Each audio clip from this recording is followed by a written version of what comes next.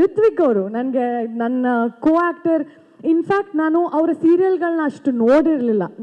ಅಲ್ಲಿ ಇಲ್ಲಿ ನನ್ನ ತಾಯಿ ನೋಡಬೇಕಾದ್ರೆ ನೋಡಿದ್ದು. ಬಟ್ ಪ್ರತಿ ಸರ್ತಿ ನೋಡಿದಾಗ್ಲೂ ನನಗೆ ಯಾವಾಗಲೂ ಅನಿಸಿದ್ದು ಇವರು ಎಲ್ಲರಿಗಿಂತ ವಿಭಿನ್ನವಾಗಿ ಮಾಡ್ತಾರೆ. ಇದು ಯೂಶಲ್ ಆ್ಯಕ್ಟಿಂಗ್ ಅಲ್ಲ. ಸೀರಿಯಲ್ಗೆ ನಾವು ಏನು ನೋಡ್ತೀವಿ ಆ ಥರದ್ದು ಇವ್ರು ಏನೂ ಮಾಡ್ತಾ ಇಲ್ಲ ಅನ್ನೋದು ಒಂದು ಅನಿಸಿ ಹೋಗಿದ್ದಂಥದ್ದು ಉಂಟು. ನಾನು ನೋಡಿದ ಸೀರಿಯಲ್ಲು ರಿತ್ವಿಕ್ ಮತ್ತು ರಿಷಿ ಅವ್ರ ಸೀರಿಯಲ್ಲು.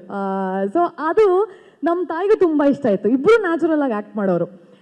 ಹಂಗಾದ್ಮೇಲೆ ಇವ್ರು ಮೀಟಿಂಗಲ್ಲಿ ನೋಡಿದೆ. ಮೀಟಿಂಗಲ್ಲೂ ನನಗೆ ಇವ್ರೇನು ಒಂದು ಮಾತು ಆಡಿರಲಿಲ್ಲ. ಸೊ ನೆಕ್ಸ್ಟು ಸೆಟ್ಟಿಗೆ ಬಂದಾಗ ಅವ್ರ ಡೆಡಿಕೇಶನ್, ಅವ್ರ ಆ್ಯಕ್ಟಿಂಗ್, ಅವ್ರ ಪರ್ಫಾರ್ಮೆನ್ಸ್, ಅಂದರೆ ಅವ್ರದ್ದು ಎರಡು ವ್ಯಕ್ತಿತ್ವ, ಲೈಕ್ ಸ್ಪ್ಲಿಟ್ ಪರ್ಸ್ನಾಲಿಟಿ ಥರ ವರ್ಕ್ ಮಾಡ್ತಾರೆ. ಅವ್ರ ಯೂಶಲ್ ಸೆಲ್ಫ್ ಅಲ್ಲಿ ಯಾರ ಜೊತೆನೂ ಮಾತಾಡಲ್ಲ, ತುಂಬ ಸೈಲೆಂಟಾಗಿರ್ತಾರೆ, ಅವ್ರ ಪಾಡಿಗೆ ಅವ್ರು ಇರ್ತಾರೆ.